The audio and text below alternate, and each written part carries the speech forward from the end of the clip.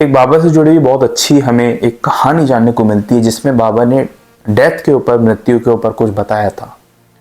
हुआ क्या कि एक बार एक लेडी थी शिरडी में, उनके बच्चे की डेथ हो गई सांप के काटने से, और वो बहुत विलाप करते करते, रोते रहते उस बच्चे को द्वारका माई में लेके आई।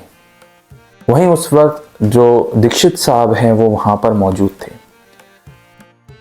उस लेडी को रोते देख दीक्षित साहब ने बाबा से ये प्रार्थना की कि आप तो सिद्ध हैं, अंतर्यामी हैं, सर्वशक्तिमान हैं, तो बाबा इस बच्चे का जीवन वापस क्यों नहीं ले आते।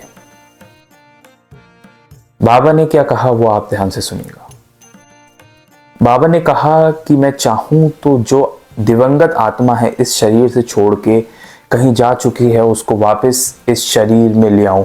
और बहुत सारे सिद्ध जो हैं वो अगर ऐसा करने लग जाएं कि जो आत्मा जा चुकी है उसको, अगर वो जन्म भी ले चुकी है, वहां से खींच के वापस इस बॉडी में ले आए, तो ये प्रकृति के नियम के खिलाफ होगा। और बेशक कोई भी सिद्ध, कोई भी शक्तिशाली व्यक्ति ऐसा करने में संभव होता है, ऐसा हो भी सकता है, लेकिन ये प्रकृति के नियम के खिलाफ है। इसका कारण बाबा देते हुए ये बताते हैं कि जो मृत्यु है, जो डेथ है, वो टाली नहीं जा सकती। कारण ये है कि जब ईश्वर ने आपकी मृत्यु होने का जो कारण है उसे तय कर लिया है, तो उसको बीच में रोक के उसका बाधक बनना प्रकृति के और कर्मों के नियम के खिलाफ होता है। एग्जाम्पल के तौर पर बाबा ने बताया है कि अगर किसी सांप के काटने से इस बच्चे की मृत्यु हुई है तो उसमें भी ईश्वर की आज्ञा होगी, और अगर ईश्वर की आज्ञा नहीं होती है तो एक सांप क्या, एक तिनका भी आपको नहीं चुभ सकता। तो अगर कोई सांप किसी व्यक्ति को काट ले या कोई कारणवश किसी की मृत्यु हो जाए तो उसमें ईश्वर की ही आज्ञा होती है, क्योंकि बिना ईश्वर की आज्ञा से सांप भी किसी को नहीं काटेगा।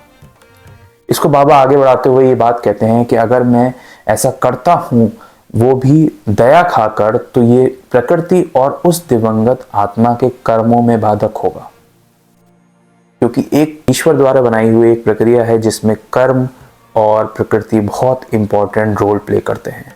और अगर मैं ऐसा करता हूँ, रोकता हूँ, तो ये बाधक होगा, क्योंकि सभी ईश्वर की संतानें हैं, और ये जो माँ रो रही है ये भी ईश्वर की संतान है, और तमाम जो व्यक्ति इस पृथ्वी पर, जीव इस पृथ्वी पर आपको देखने को मिलते हैं, वो सब ही ईश्वर की संतान है। और अगर ऐसा कोई भी सिद्ध ऐसा करने लग जाए तो ये एक तरह से प्रकृति के बहुत ज़्यादा विरोध में होगा, और ये नियम के अनुसार नहीं होगा।